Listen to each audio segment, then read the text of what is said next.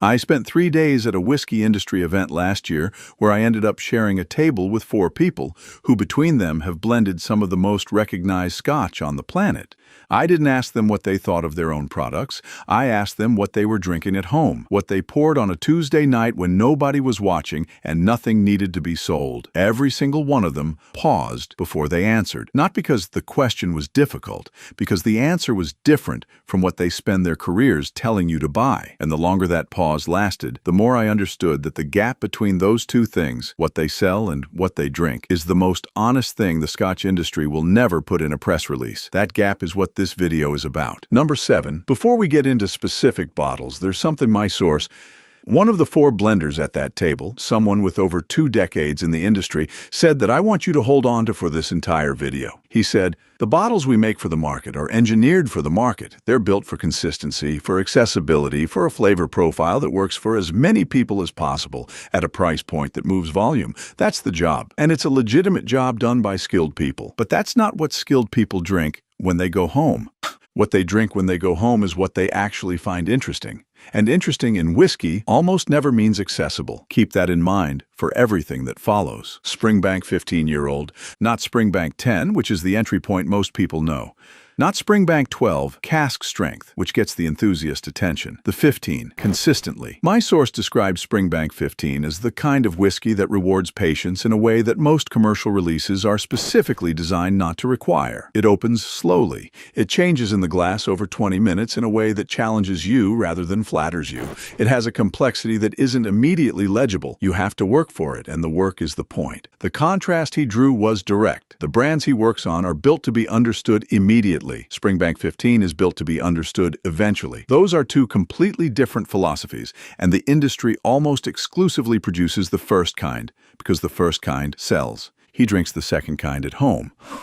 Number 6. Caol Ila, 18-year-old. Caol Ila is one of the most important distilleries in Scotland that most casual Scotch drinkers have never deliberately sought out. It gets used quietly as a blending component in some of the most famous names in the industry. It's everywhere without being seen, doing the work that makes other bottles taste the way they taste, without ever getting the credit. The 18-year-old is different. A second blender at that table, someone who has spent a career working on mass-market blends, described it as the most honest expression of what Islay spirit actually is before it gets shaped for a mainstream audience. That phrase, before it gets shaped for an audience, he said it without irony, without embarrassment. It's just the reality of commercial production.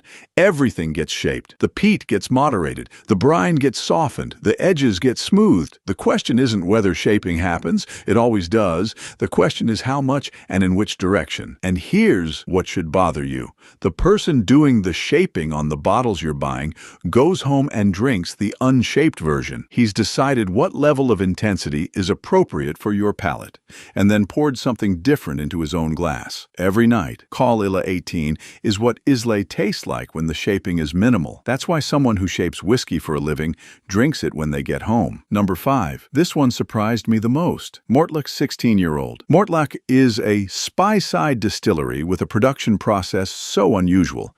A partial triple distillation system they call the 2.81 distillation, that it produces a spirit that tastes almost nothing like the clean, fruit-forward Speyside style the region is known for. It's meaty, dense, occasionally described as chewy in a way that divides opinion sharply. The third person at that table, someone whose commercial releases are specifically engineered to be smooth, approachable, and inoffensive, drinks Mortlach 16 at home specifically because it is none of those things. She described it as a corrective. When you spend your days engineering accessibility, you develop a need for its opposite. Mortlach 16 is the opposite of accessible. It demands that you engage with it on its own terms, and its terms are not mild. The commercial logic of her career requires building whiskey that never challenges anyone. What she drinks at home challenges her constantly. Those 2 things existing side by side in the same person tell you everything about the gap between what the industry produces and what the people inside it actually find valuable. Number 4. Glen Dronach, 18-year-old Allardyce. Named after James Allardyce, the man who founded the distillery in 1826, the 18-year-old is matured exclusively in Oloroso sherry casks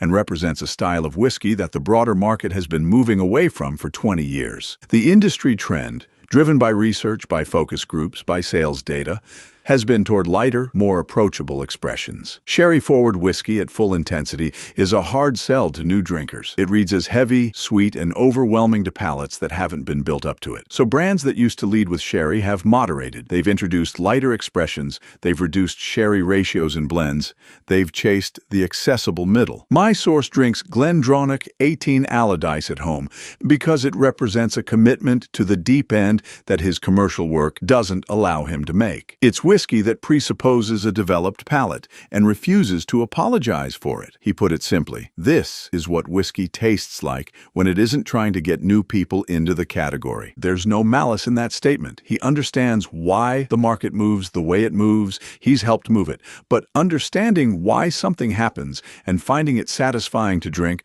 are two different things. He finds Glendronach 18 satisfying to drink. He finds his own products necessary. If you're watching this and thinking differently about what you put your money into, subscribe before you keep going, because the follow-up to this video names the specific budget bottles these same insiders recommend when no cameras are on and nothing needs to be sold. Not the bottles they're paid to recommend, the ones they buy with their own money. That one will change how you shop. Don't miss it. Number 3. Kilchoman Loch Gorm. Kilchoman is the youngest distillery on Islay, founded in 2005, and Loch Gorm is their annual limited release matured entirely in Oloroso sherry casks, which, at Kilchoman's age profile, produces something genuinely unlike anything else on the island. Young spirit, full sherry influence, heavy peat. The combination should be chaotic. In skilled hands, it's electric. 2 of the 4 blenders at that table mentioned Kilchoman independently. When I asked why, the answer came from both directions to the same place. Kilchoman is making decisions that the large distilleries can't make. A distillery operating at industrial scale has to protect consistency above everything else. Every bottle of a flagship release has to taste like every other bottle, across hundreds of thousands of units across multiple years. That constraint shapes every creative decision at every stage of production. Kilchoman doesn't have that constraint yet. They're still small enough to take risks, to try things, to release expressions that are genuinely experimental rather than commercially calculated. For people who spend their careers inside the industrial constraint, drinking something made outside it is a reminder of what whiskey can be when volume isn't the primary consideration. Loch Gorm is the specific expression that came up most. The combination of youth, peat, and full sherry maturation is something a major distillery would never greenlight for a flagship product. At Kilchoman, it's an annual release that sells out immediately to the people who know what they're looking at. Number 2, Lidaig 18-year-old. Lidaig is the peated expression from Tobermory Distillery on the Isle of Mull, and it is one of the most consistently undervalued bottles in Scotch whiskey. The 18-year-old sits at a price point that bears no relationship to what's in the glass, because Tobermory doesn't have the marketing infrastructure that Islay distilleries have built over decades,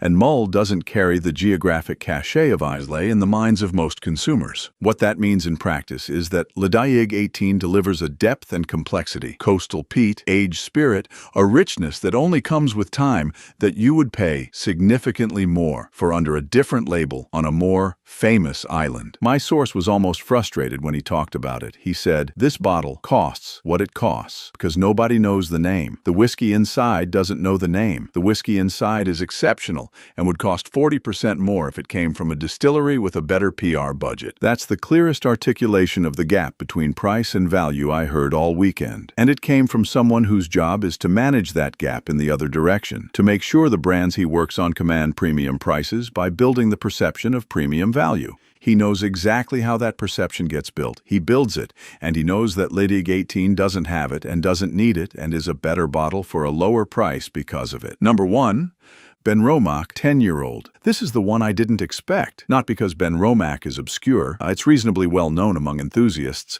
but because of why the blender who recommended it, and what that reason reveals about the entire commercial whiskey industry. Benromach is a small Speyside distillery owned by Gordon and MacPhail, the independent bottler. It was mothballed in 1983 and reopened in 1998. The 10-year-old is lightly peated, traditionally made, aged in a combination of first-fill bourbon and sherry sherry casks and bottled at 43% without chill filtration. The blender at that table, who drinks it regularly, described it as the most complete everyday whiskey in Scotland at its price point. But the reason he gave wasn't about flavor in isolation. It was about integrity of process. He said, Benromac 10 is made the way whiskey used to be made before the industry figured out how to make it cheaper. No chill filtration, meaningful ABV, genuine cask influence from quality wood. It's not trying to be impressive, it's trying to be correct. And then he said something I've been thinking about ever since. He said, most of what I make for the market is trying to be impressive.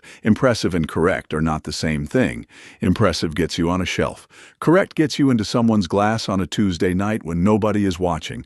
Benromac 10 is correct. That's the whole case for it. And in an industry built on impressing people, correct has become genuinely rare. So what do you take from this? The 7 bottles on this list share almost nothing in terms of style, region, or age profile. What they share is that the people who understand whiskey most deeply, who have spent careers inside the production process, who have engineered accessibility for the mass market, who know exactly how perception and value get manufactured, drink these bottles at home instead of their own products. That gap is information. It tells you that the bottles commanding the highest prices and the most marketing spend are not necessarily the bottles the most knowledgeable people in the industry find most valuable. The market and the craft are not the same conversation, and they haven't been for a long time. What you can do with that information is straightforward. Stop spending the majority of your budget in the part of the market that's been most thoroughly shaped for mass appeal. Start spending it in the places the industry forgot to market. The smaller distilleries, the unfashionable regions,